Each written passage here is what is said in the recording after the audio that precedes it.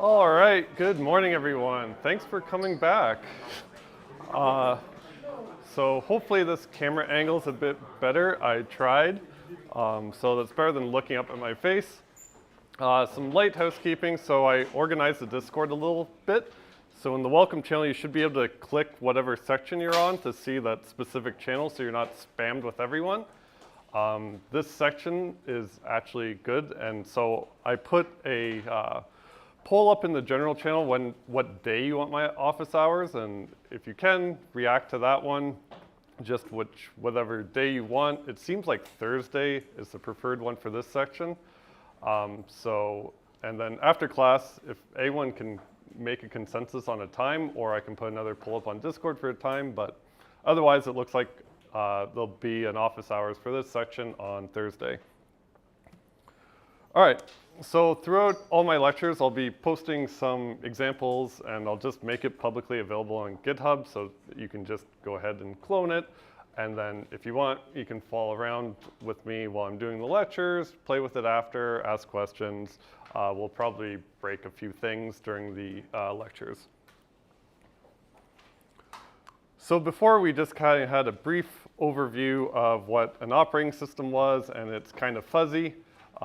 Where you actually define where an operating system starts, and it kind of depends on what applications you're running. The thing that is not fuzzy, however, is the kernel. So it's like a hardware-specific thing. So on your CPU, no matter what architecture you have, they all have something like this, unless it's an embedded processor, in which case they wouldn't even bother.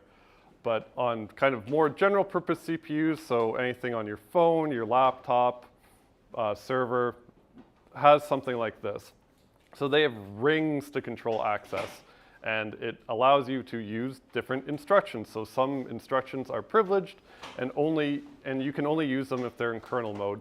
So for now, we can ignore kind of the middle of the circle, the hypervisor. We'll get into that way later in the course. For now, you only can consider two rings, the kernel and supervisor ring, which on x86 is called ring 0, and the user ring, which is called ring 3 on x86. On ARM and more sensibly designed architectures, it's just called user mode and kernel mode generally. So each ring can access instructions in any of its outer rings. So the least privileged ring here is the user mode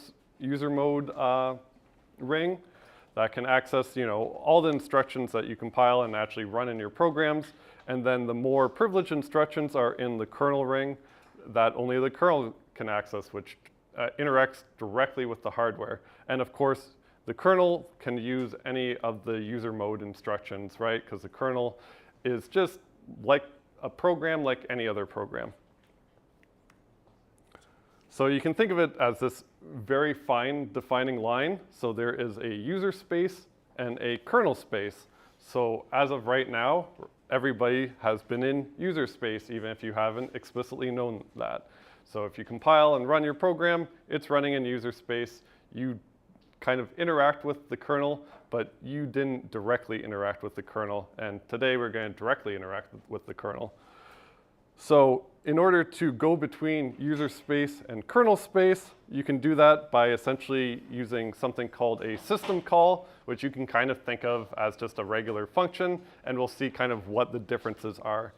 So, and the only way to transition between user space and kernel space is through these system calls. As of the time of the lecture, so yesterday, there's 451 of them, and that is it. So your program can only, call into kernel space and tell it to do 451 different things, or access 451 different functions. So throughout this course, this is kind of where we'll be living, kind of at this border. So we'll be understanding all the system calls and kind of seeing how we actually use them and how they've been hidden from you so far. And then kind of what goes on in kernel space without hacking around on it, because it gets a little bit dangerous and kind of annoying. So they behave just like regular functions, right? But they just all run in kernel mode. So we'll look at two important ones today that you've been using all the time. We'll look at write. So write takes 3 arguments here, and it just looks like a normal C function here. So the first argument is a file descriptor, and you can see it's an int. It's just a number. It's just, and like we kind of saw yesterday, you might not even know what it represents. It's just a number you read bytes to or write bytes from, or sorry, read bytes from or write bytes to. In this case, since the function call is called write, that would be how we can write bytes to it. So the second argument is a pointer, right? We all love pointers. This is why if you don't understand pointers, you're going to need to. So it just takes a pointer to void, which is just C's way of saying, I don't care what the type is. It's just a byte of some type. So it's a pointer to some bytes. And then the third argument is a count for how many bytes to write. So all the kernel will do is whatever that pointer starts at, it will write that many bytes to that file descriptor, and then it will return how many bytes it actually writes, because it's not guaranteed that it writes all the bytes.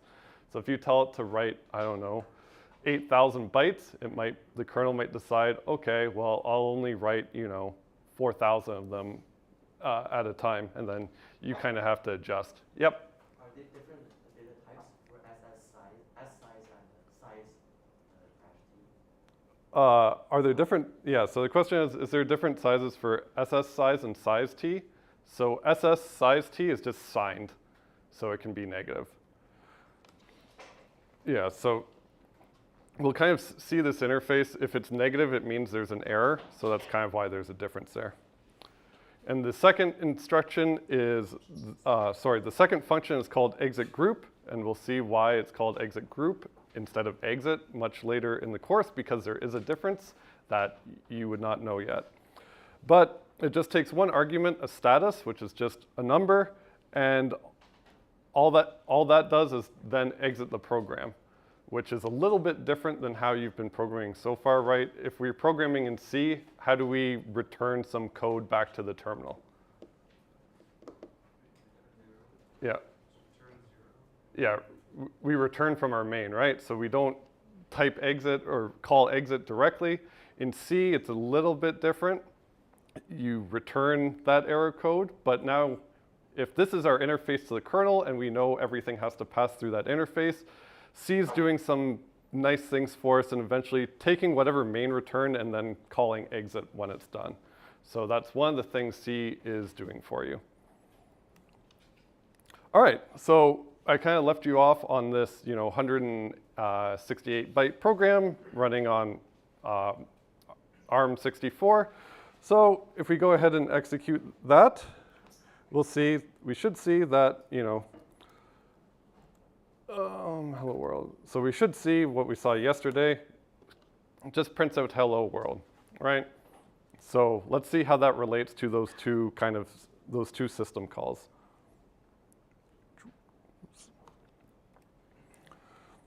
Oh, actually, even before that, let's talk about the magic of file formats. So what that 168 bytes is, it's an entire file, and every kind of file behaves like this. The only thing that makes up a file is just some magic at the beginning, and they literally call it magic. So the way you tell what a file is you read the first 4 bytes of it. So in the case of executables, which are, the format's called the ELF format, if you read the first 4 bytes of a file and it starts with 7F, which is like an ASCII exit code, so it kind of prevents you from reading it as a plain text file. And then it's followed by the ASCII characters ELF, all in capitals. And then that's the only way that your operating system knows what a file is, right? So it just reads the first 4 bytes. If it matches this, then it's an executable. And it will interpret it as such. And if it can't interpret it, then it just throws an error.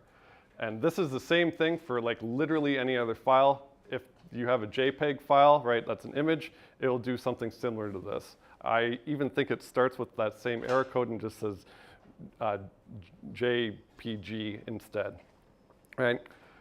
So the rest of what follows that doesn't really matter for the purposes of this course. I'll show you how to see that if you really want to, but that's just how pretty much every single thing on your computer works, right? There's just some magic number people make up, and then you interpret it for a given format. So the ELF is a defined format, and you can read the specifications if you're really, really bored.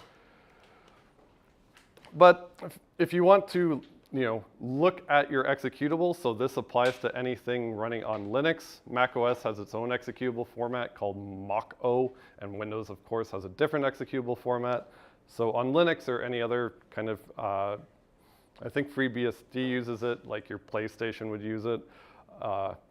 You can use this command called readelf to get all the information for that file. So if we go here, to see this is a, oh, sorry, can everyone see that in the back, or do I need to make it bigger? No? All right, big enough? All right. So if I run readelf on that small executable, it actually interprets it, right? So it says this is the beginning of the file, so that's our magic elf header. So it interprets the rest of it as a executable. So some of the information contained in it, it'll tell you, what operating system it's meant to run on, what architecture it's meant to run on, what it is. It's an executable file. So this is the same file format for libraries as well, so that's why there's a difference. And then, it gives you a bit more information. The only one we really care about is like the entry point address. So this is kind of that layer of indirection. So in the file format, it tells you where to essentially start your program counter to start executing this program. And then this program header, we'll see later, it basically just says, hey, kernel, load this entire file into memory, starting at address, what is that? 10,000, I'll say.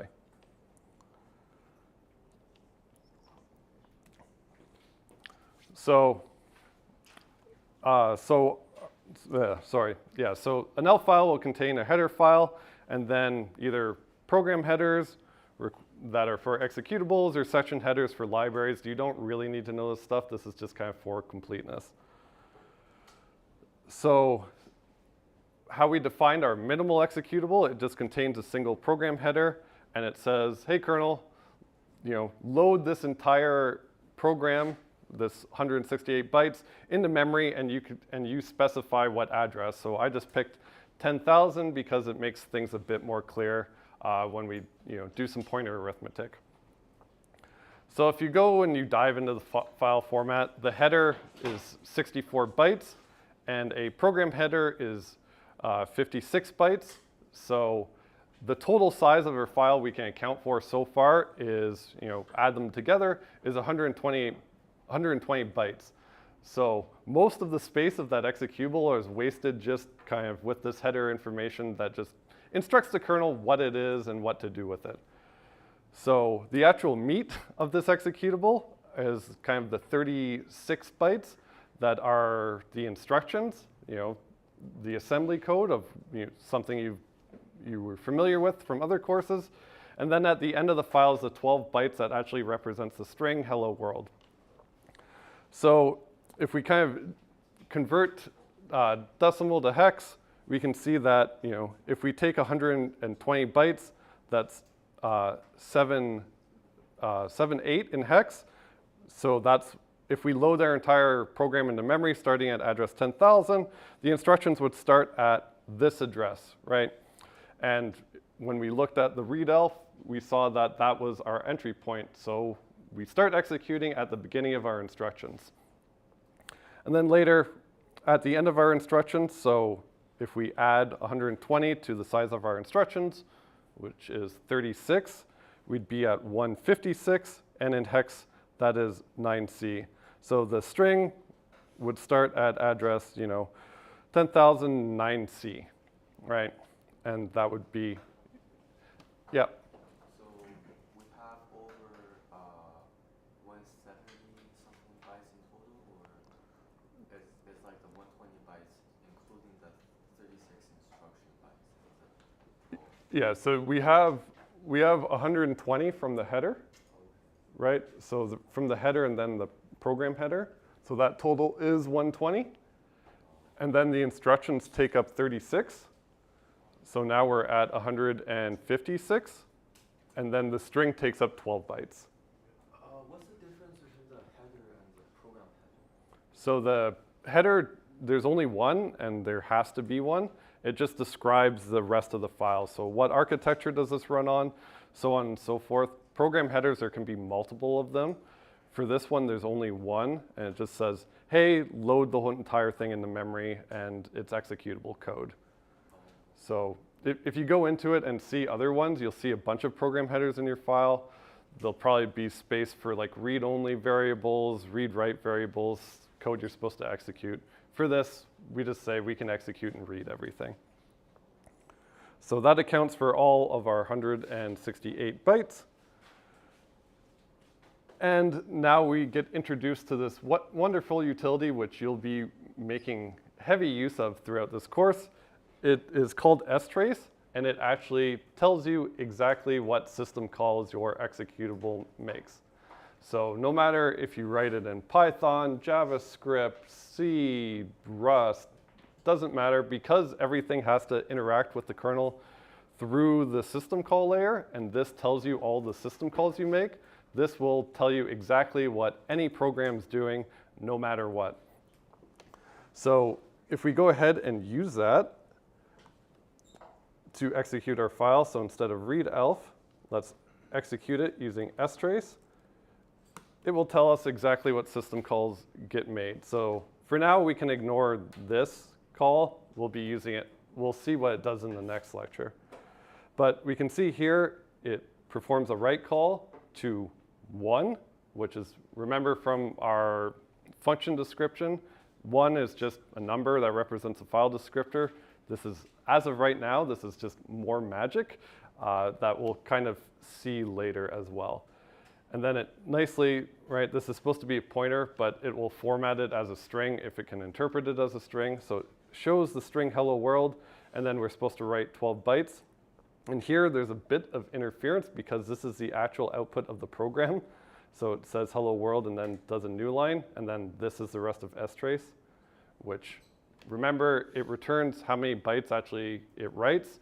So it means it wrote all 12 bytes, which is good. And then we call this exit group with the argument 0, and then the kernel tells us it exited with 0. So, okay.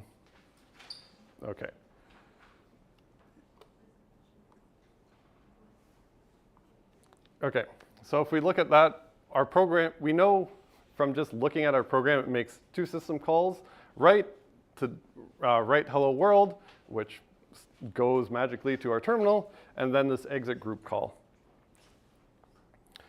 Yeah. Why is there a question mark at the end of line 3? Sorry? Why is there a question mark at the end of line 3? Oh, at the end of exit group? Yeah.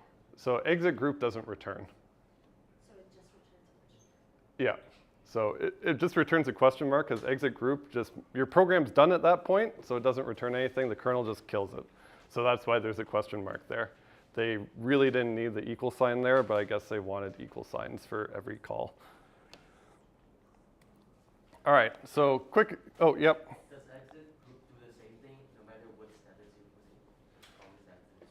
Yeah, it does the same thing. So the only difference is whatever number you put in there, by convention, you can read the number back, and then by convention, 0 means there's no errors, and then if it's anything other than 0, it means there's an error. So this is the same thing if you return 1 from main in C, right? It would eventually call this. If you've been learning kind of proper conventions, it would just be like 1 means an error, 0 means no errors. All right, so a quick aside about API and a BI, which you might not have heard of before. An API is kind of what you're used to. It just kind of describes and abstracts away all the details. So for an example of an API is just, hey, a function takes 2 integer arguments. It doesn't say anything specific about the architecture, where you're supposed to put the arguments, how you're supposed to lay them out, or any details. It just says, hey, this is something called a function. It takes 2 integer arguments. Well, an ABI is very, very explicit, and it's tied to the architecture. So it will say how to lay out that data and how to concretely communicate. So for instance, you could say that same function with the C calling convention. So the C calling convention will place the arguments on the stack. So, so that same function that takes 2 arguments, it would say, hey, to call this function, you have to put the first argument, on this position, the stack, and then the second argument either goes on top of it or below it in the stack, and then you can make the function call, right? Have you done kind of setting up function calls in the other course? No? You wrote some assembly, right? Yeah? You did function calls? Yeah. Yeah. How do you pass arguments? Just registers? Yeah. Okay. So that's good you're used to that because that's what we'll be seeing in here. But C doesn't pass arguments with registers. It uses the stack. So going back to kind of your experience using registers, that actually is how the system call, or how you do a system call. So kind of this is the ABI which describes exactly what variables should be in what registers and how you actually make the call. So you enter the kernel with this SVC instruction on ARM, and that is a way for you to interrupt the kernel. So it's in user mode, it's the only interrupt you can raise. So you're allowed to raise this interrupt in user mode, and then the kernel is the one that handles it.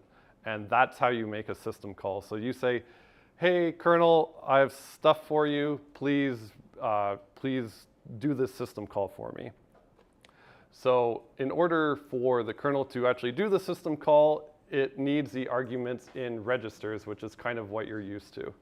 So the ABI describes exactly what to do with the registers.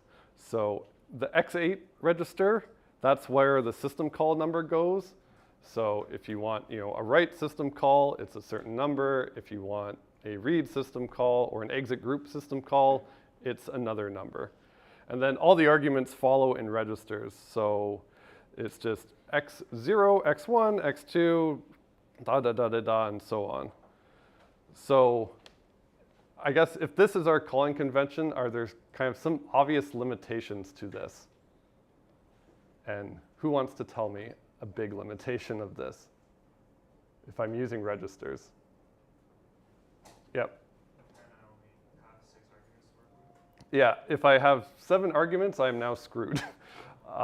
But you can go around it with pointers, right? You add another layer of indirection to solve all your problems. So you could do that, but it's still annoying. And they're also fixed sized. So every register on this architecture would be 64 bytes, or sorry, 64 bits. So if you want something smaller, that's too bad. You're using registers. They are a fixed size. And then, right, in that other course, you cared about which registers were callee, save, caller, save, all that. For now, we don't have to care about that. So if we plug the 36 bytes into a disassembler, we can see it just does this. So it just populates those registers.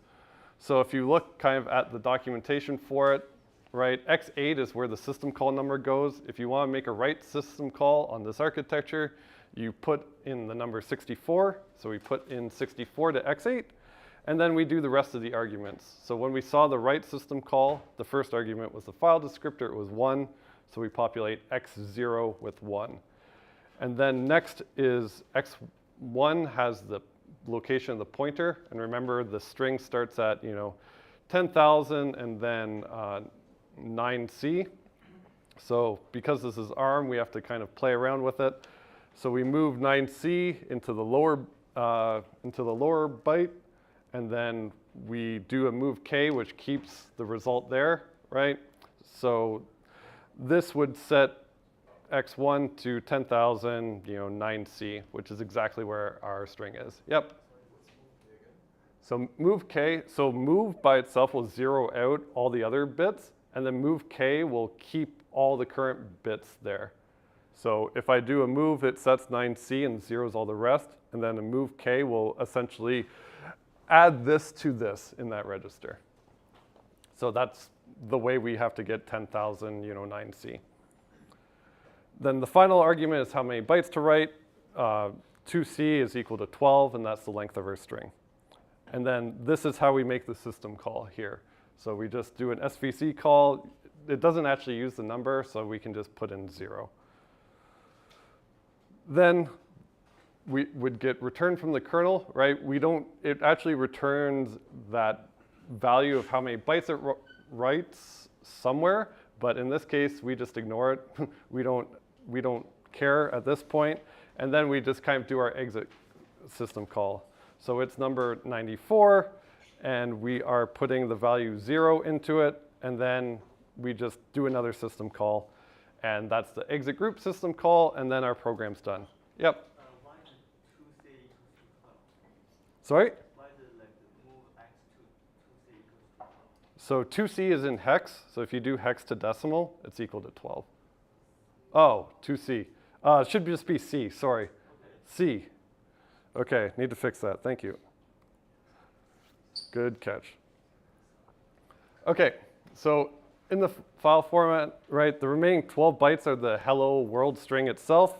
So we can see if we ASCII encode it, that's kind of what it looks like. If you really want to kind of do low-level programming, a low-level ASCII tip is you can always see if a character is upper or lowercase by looking at bit 5. So the values will differ by 32, so that's an easy way to convert uppercase to lowercase. So you can kind of see how they designed it. So now we account for every single byte in our program. So let's go ahead and see what C does. So this is where the fun begins, where we see exactly what C does. So I'll go ahead and make, and in here, right, we just create our hello world executable. It looks like it does the same thing, right? So if I want to see exactly what it does, what command should I use? strace, right? So, oops.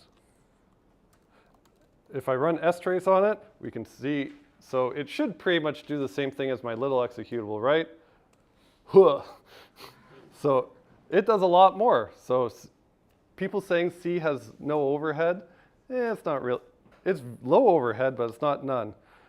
So let's go ahead and see what it's actually doing. But we can see here at the end, it actually does what our program does, just at the very end after a bunch of other crap. So we can see that this is truly the only way into the kernel, and this is how you write out hello world, right? You need a write system call and then an exit group to actually finish the program. So if you do this with whatever, you'll get the same thing. So if I wrote hello world in Python, ran strace of it, I can guarantee you the last two things are going to be this. With Python, there's going to be a lot more crap overhead, and JavaScript, there's probably going to be a lot more. But at the end of the day, right, this is our interface into the kernel. You have to use this. There's no getting away from this. And it's a nice tool to use if you're debugging, right? Knowing this in operating systems, you can debug anything because you have strace and you know what's going on. So let's start at the top to try and decipher this. Hopefully, we'll be learning more at the end of the course. This is an nmap system call. You can see it kind of doing some preload stuff here. Who knows what that's doing? It's looking at some cache. Again, who knows what that's doing? Nmap. Then we can see something interesting here. Hey, this kind of looks like the C standard library. So it's opening the C standard library, right? It has to do something with that. The C standard library just doesn't magically appear and start being used. You have to actually load it. So here is it opening the C standard library. It reads, and we can see that the C standard library is an ELF file like anything else. So when we open it, it gets file descriptor 3. That's kind of the return code. And then it's reading file descriptor 3, and then this is showing you what it actually reads. So we can see here, that's a weird octal notation. Don't ask me why they use octal. But that's the same exit code here, and then it starts with ELF. So it's an ELF file. So it's no different than our executable, except it has a lot more stuff. Then it does some more stuff with it that we don't really know. It does this mmap, which we also don't know yet. Seems to be doing a bunch of stuff, and then it closes it. So it does some stuff with the C standard library. Does some more stuff. It's protecting some memory. Who cares? Still doing some stuff. Now this is a call you might, has anyone ever seen this before? Probably not. When you were doing your kind of assembly stuff, did you have to manage your own heap? No? Okay, but we all know what the heap is, right?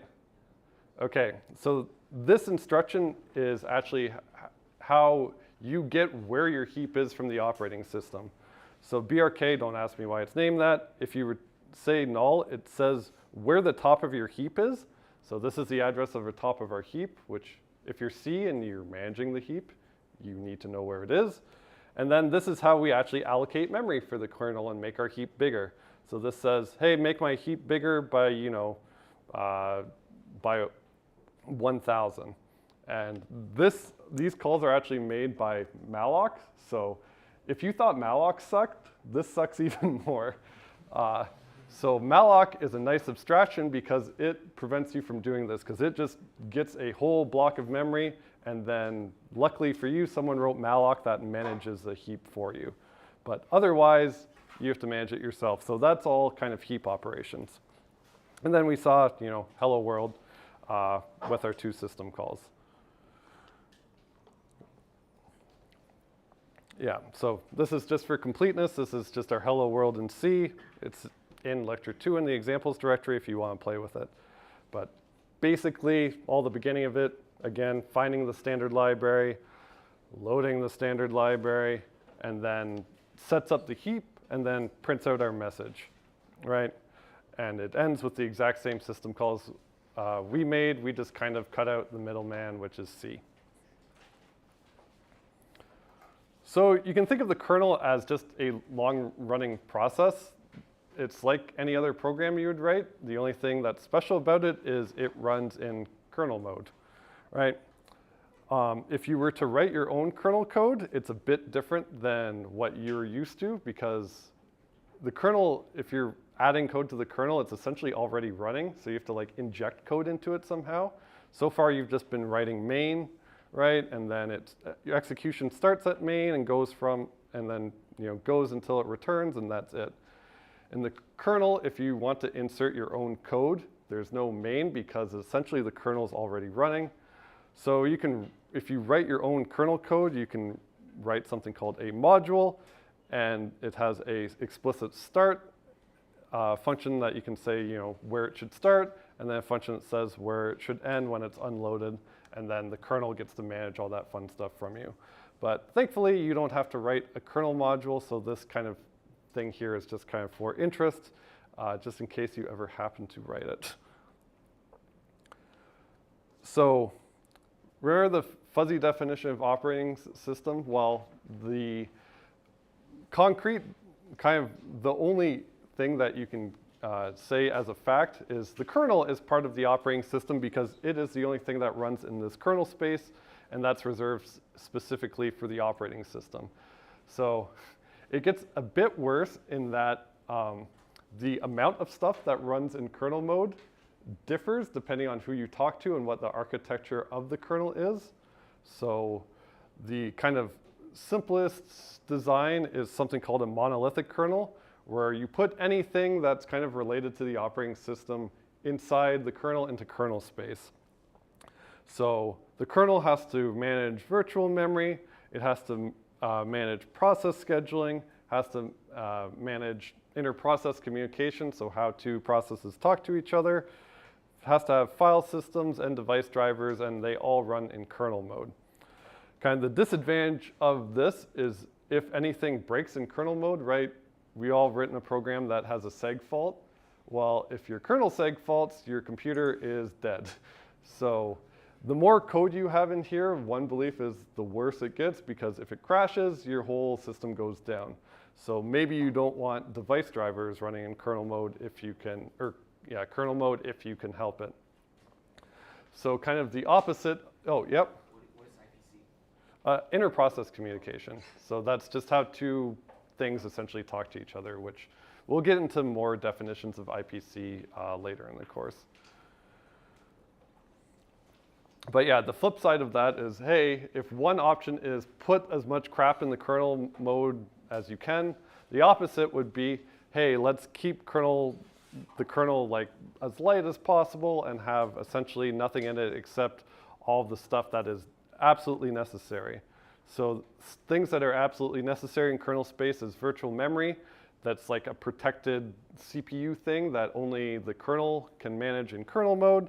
And then process scheduling, right? You need something that manages essentially what programs are running at what time. And that has to be in kernel mode because it has to, have higher privilege than the rest of them so it can just interrupt them and take the CPU away from them. And then you have to have some basic inter-process communication in kernel space. But you can move other stuff into user space, so you can move like file systems up in there so they don't run in that kernel mode. You can move device drivers or kind of more advanced IPC, which we'll see way later in the course. But you can think of things like, more like networking stuff like that, or kind of more exotic things. So there's, yep. You can configure the kernel mode on Linux? Yeah, so Linux is a monolithic kernel. So it just throws everything, it runs in kernel mode. Example of a kind of more microkernel is something called Minix, which actually runs on like the operating system runs on Intel chips that are like doing all the security stuff. Microkernels are basically for like small embedded things. So, and yeah, talking about other kernels, there's like, yep. You know which one Windows uses? Windows, okay, yeah, I'll talk. Windows is kind of a hybrid. So there is kind of a middle ground. So that's kind of between a monolithic and a microkernel. So Windows is kind of a hybrid kernel. It has some weird stuff in the kernel. For example, it has emulation stuff in the kernel, which isn't even, it's like more monolithic than a monolithic kernel. Windows at one time also had like a web server in kernel mode, which was kind of weird. But Windows is closer to a monolithic kernel. On Mac OS, it's closer to a microkernel where device drivers run in user mode instead of kernel mode. But the line kind of gets fuzzy of where you want to put stuff. Yeah. What's the advantage of keeping file system? What disadvantage of keeping the file system user? So it's basically, basically if something in kernel mode crashes, the whole thing crashes. So if your file system crashes, maybe you don't want the whole kernel to crash. But at that, Why like Linux keeps it inside the little thing? just to make things easier. So every time we go from user mode to kernel mode, we have to do a system call, right? And system calls, if you have to do a lot of them, can be slow. So you can imagine device drivers would have to make a lot of system calls if it's interacting with the hardware. So it's a little bit slower to also kind of do this microkernel thing. While if everything runs in kernel mode, you don't have to do that transition and everything's fast. So that's kind of one other main reason why you would do that. So you can also, if you get into operating system research, you can actually go more extreme. So people believe, microkernels are too heavy. So there's something called nanokernels and picokernels, right? That's research related that we won't really get into. But if you're interested in operating system research, that's kind of one direction you can take. So there's lots of different trade-offs you can take. The only thing that's ironclad is, there's a system called boundary. If you have a microkernel and that makes it slow, you can there's techniques you can use to kind of speed it up. You can batch a whole bunch of stuff so you don't make little calls all the time, and other techniques you can use. All right, any questions on anything we've seen so far? Yep. I still don't know, what is like a kernel? So a kernel is just the code that runs in kernel space. What's the kernel space? So it's like a specific mode of your CPU. So back here, right, there's different modes on your CPU that limit what instructions you can have access to. So kernel mode, the instructions here are typically that interact directly with hardware. Oh. Yeah. What types of things would run in hypervisor? So that's a spoiler for much later in the course, but essentially all your virtual machine stuff is running in that mode. So fun fact, why it's -1 is because virtual machines didn't exist back when they first made this processor. So they thought this was the most privileged mode, so they called it ring 0. And then virtual machines were kind of invented, so they can't go lower than 0, so they had to go negative. Yeah. So there's like ring 0 and ring 3. How about ring 1 and 2 though? Yeah, so you'll notice that ring 1 and 2 are missing. So remember, like, the difference between microkernels and monolithic kernels is some put device drivers inside and outside. Well, what they thought before is they made ring 1 and ring 2 only have some specific hardware for that, so that you could write device drivers that ran in ring 1 and ring 2 instead of having to go all the way to kernel mode, and maybe you would be a little bit safer. People thought, you know, 4 things were too complicated when 2 suffices, so no one used ring 1 and 2, which is why they're kind of missing here. So there was an attempt to try and make people write device drivers in a different CPU mode, but no one used it. Where does BIOS fit in? So BIOS fits in, so BIOS runs at the most privilege level as soon as you turn on your computer, and then boot process goes in and then it passes it to the kernel.